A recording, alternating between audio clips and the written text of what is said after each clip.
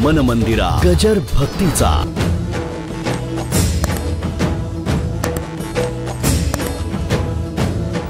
गीतेचा पाठ केल्यानंतर काय होतं?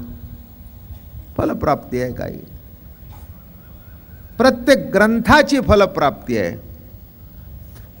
यात तुमचं जीवन हेच फलद्रूप आहे. तुमचं जीवन हेच फळ आहे. याच्यापेक्षा निराळं काही मिळवायचं नाही, प्राप्त करून घ्यायचं नाही. फक्त श्रीहरी तुमच्या रूपाने कसा प्रगट झालाय तेवढं बघायचं. आणि प्रगट झाल्यानंतर एवढंच कळायचं की तो आणि तुम्ही भिन्न नाही. नामे अमृतानुभव.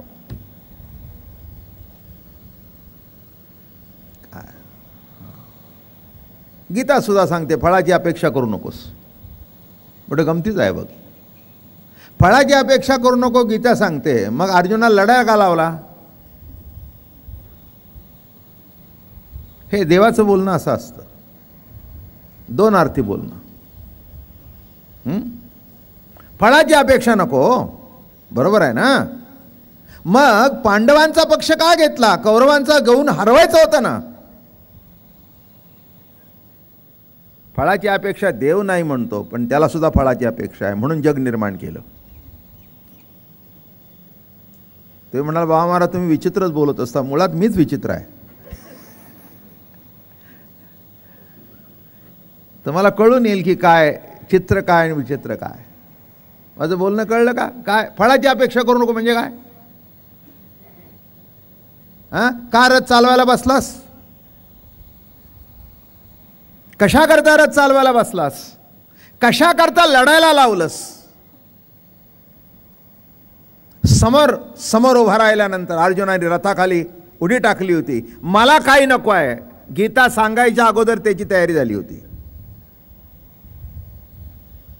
पण फळाची अपेक्षा नको म्हणून अर्जुना देवोनी समाधी स्वयेची घातला महायुद्धी. पण ज्ञानेश्वर महाराज कौतुक करतात. पडी तो कृष्ण कृपा निधी ताट्यस्थ शिवोनिधी. त्याला ताटपणा येऊन दिला नाही आणि हातातला धनुष्यबाण खाली ठेवून दिला नाही. माझं बोलणं कळलं का? म्हणून इथे तसं काही नाही. धनुष्यबाण कोणी खाली ठेवला म्हणून त्याच्या मागे लागायचं नाही. कोणी घ्या म्हणून सांगायचं लागायचं नाही. स्वसुखाची गोडी काय आहे नाही का? प्रभूच प्रिय रूपाने कशी आपली प्रतिती घेत असतो अरे का? त्या संतांच्या प्रिय गोडीशी एकरूप होणं नामे अमृतानुभव सांगणं आणि अमृतानुभव ऐकणं. याच्यापेक्षा दुसरं काही नाही. चिद्विलासाच्या ठिकाणी कोणी पापी नाही, कोणी पुण्यवान नाही. पाप पुण्याच्या पलीकडे याचा परमार्थ आहे हा. पाप धुण्याकरता सुद्धा नाही. ते हरिद्वारला जा,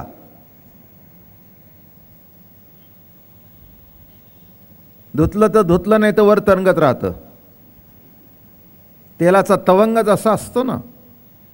अगदी वचन सत्य आहे की गंगेमध्ये स्नान गेल्यानंतर पाप धुतलं जाते, 100% खरं आहे. पण ते वर तरंगत राहतं. तुम्ही वर आला की तुमच्या अंगावर धुलीसारखं भरून बॅक टू पुणे.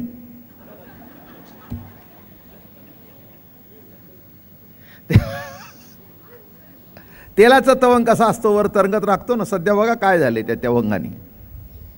बरोबर आहे ना? तुम्ही उठला की वर आला अंगावर. ते तुम्हाला सोडून जात नाही.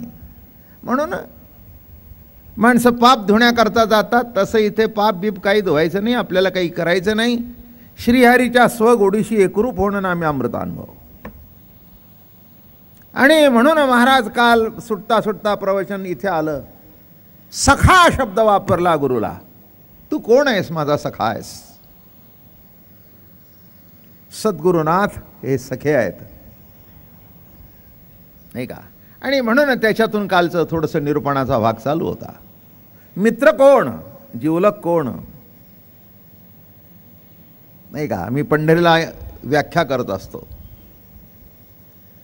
बरं का. यात्रेकरी कोण? जत्रेकरी कोण? वारकरी कोण नाही का? हां, यात्रा करायला येतात, ते पाप बीप धुवायला येतात.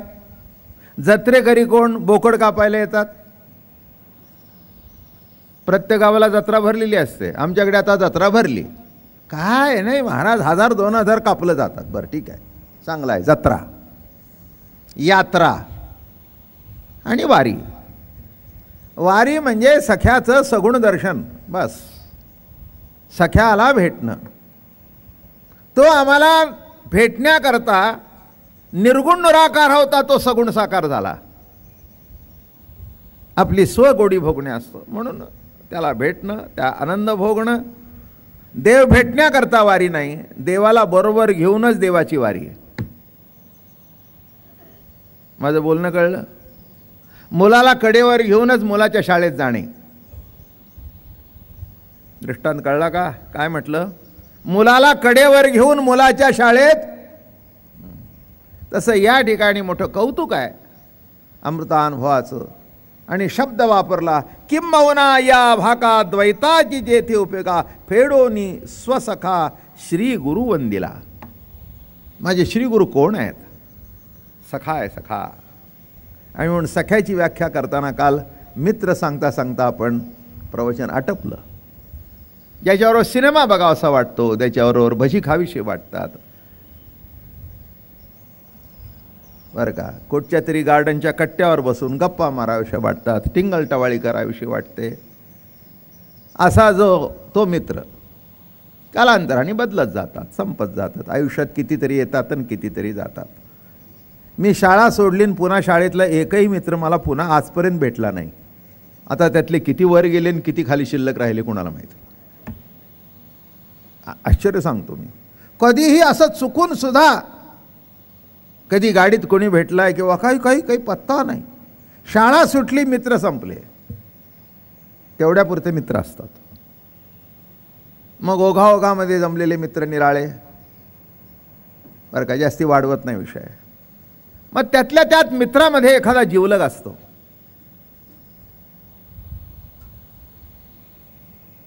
त्यातल्या त्यात मित्रामध्ये कोण असतो? एखादा जिवलग असतो. त्या जिवलगाचा उपयोग असा असतो की आपलं सुखदुःख त्याच्याजवळ सांगता येतं. काय? एक लक्षात ठेवा, माणसाला कुठेतरी आपलं मन उघडं करायला जागा लागते. हे तुम्ही पक्क लक्षात ठेवा. काय?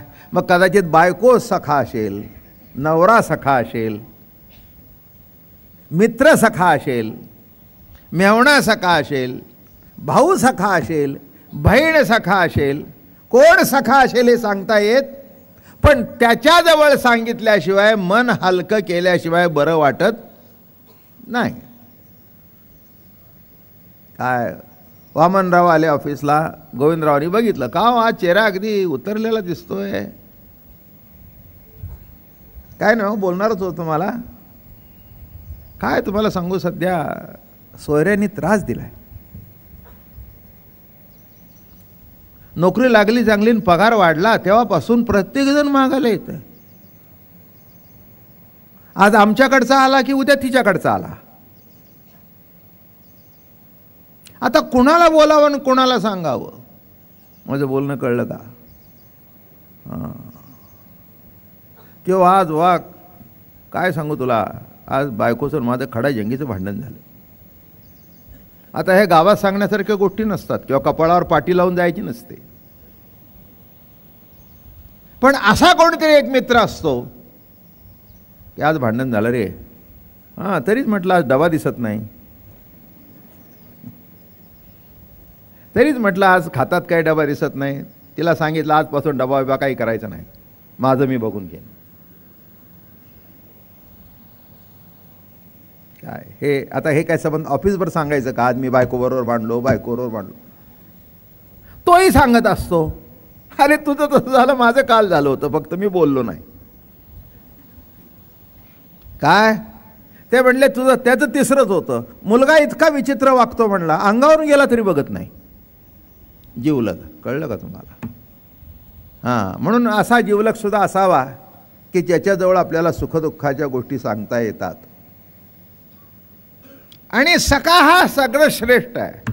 त्याला काही सांगावं लागत नाही, नुसतं चेहऱ्याकडे बघितलं की कळतं की इथे काहीतरी बिघडलंय. तो सखा. तुका म्हणे सखे हरीचे ते दास, अहो सखे साजणी ज्ञानाबाई ओहरणी. नाही का? सद्गुरुनाथ हे सखे आहेत, संत हे सखे आहेत. आपल्या अंतःकरणातली व्यथा त्यांना बरोबर कळत असते आणि कुणी काही सांगावं लागत नाही, न सांगता कळतं. माझं बोलणं कळलं का? तेव्हा सगळे काही सखे नसतात. जवळचे जरी वाटले तरी आपल्या वाईटात सुद्धा आनंद भोगणारे असतात. माझं बोलणं कळलं का? कशात आनंद भोगतात? आपल्या वाईटात सुद्धा. एखादे वाईट घडलं तर त्याच्यामध्ये सुद्धा आनंद भोगत असतात. ही जीवनाची मोठी गंमत आहे. आणि म्हणून महाराज म्हणाले सखे.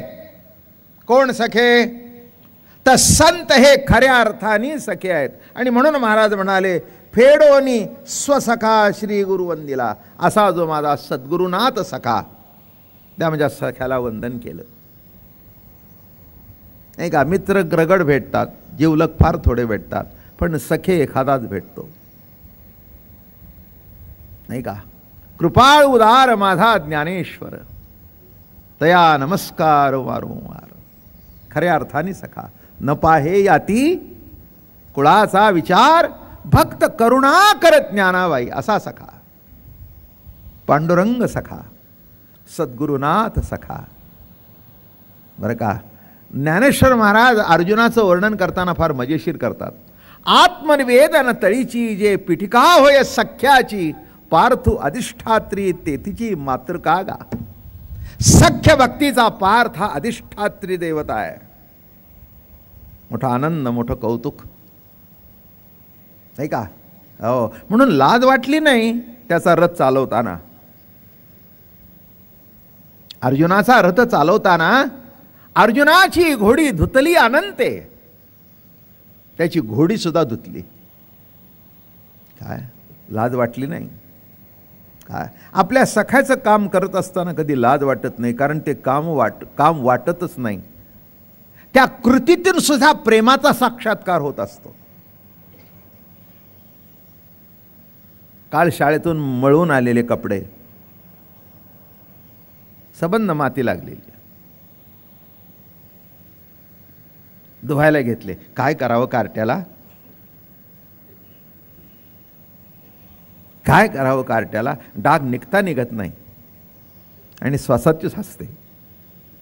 किती सांगितलं तरी ऐकतच नाही. तितक्यात नवराला का ग म्हणला हसते? तुमचे चिरंजीव बघा म्हणले किती दिवसाला 2 कपडे बदलले तरी पुरत नाहीत. कौतुक. सखा. सखा. पण मुलांच्या बाबतीत एक आहे, आपल्याला ते सखे वाटतात, त्यांना आपण वाटतो का प्रश्न आहे. माझं बोलणं कळलं का? आपल्याला ते सखे वाटतात पण त्यांना आपण वाटतो का, हा महत्वाचा भाग आहे. आणि दोन्ही पाडून जर सखा वाटला तर टाळी वाजली. नाही का? तसं या ठिकाणी असं होतं की ज्ञानेश्वर महाराजांनाही निवृत्तीनाथ सखे वाटत होते आणि निवृत्तीनाथाला सुद्धा ज्ञानेश्वर महाराज सखे वाटत होते. इतका सखा, इतका सखा, इतका सखा. आई वडील गेले बरं का? आई गेली, वडील गेले, त्यांच्या मागोमाग आई गेली. मातृत्व पितृत्व एक रूपतेने भेटलं तो सखा. मी नेहमी सांगत असतो किती अवघड दिवस तो. निवृत्तीनाथ निघून गेले, आपलं विठ्ठलपंत निघून गेले. त्यांच्या मागोमाग काही दिवसांनी रुक्मिणी माता निघून गेली. डिटेलमध्ये गोष्ट सांगत नाही, ऐकली आहे आणि ऐकायची असेल ती इवले स्वरूप कॅसेट ऐका. ती पहिली कॅसेट माझी निघाली. झोपलेल्या बाळांना निरोप घेताना अतिशय दुःख झालं. फक्त निवृत्तीनाथांना उठवलं. निवृत्ती राजा ते म्हणे, आई एवढ्या रात्रीचं मला उठवलंस? म्हणे, बाळा चौघात मोठा तूच आहेस. माझे मालक गेले. धर्माने उगवलेला सूड होता तो, नाही का? काही कारण नाही, काही कारण नाही, नाही का? गुरु आज्ञेने संन्यास टाकला आणि ग्रस्त आश्रमात आले, आणि आले म्हणून आज प्रवचन चालू आहेत. कळलं का? आले म्हणून लाखो लोकांचा उद्धार झाला. आज वारकरी संप्रदायाच्या परंपरेमध्ये 20-25 हजार कीर्तनकार, निरूपणकार तयार झाले. हे संन्यास टाकून पुन्हा ग्रस्ताश्रमात आले, ही त्याची फलश्रुती आहे, सद्गुरुनाथाचा आशीर्वाद आहे. म्हणून या संप्रदायाला सद्गुरूचा आशीर्वाद प्राप्त झाला, त्याच्या आज्ञेने घडलं.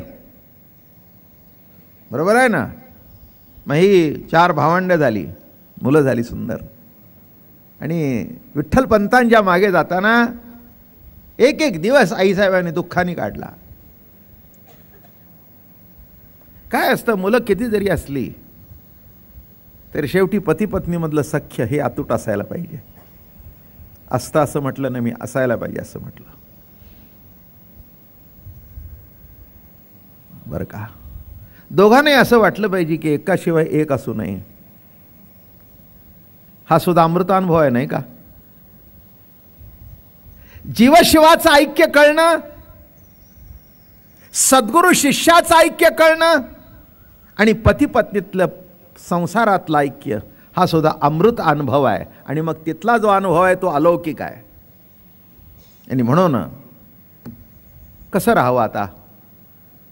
कसे तरी दिवस काढले, पण अति मन मंदिरा गजर भक्तीचा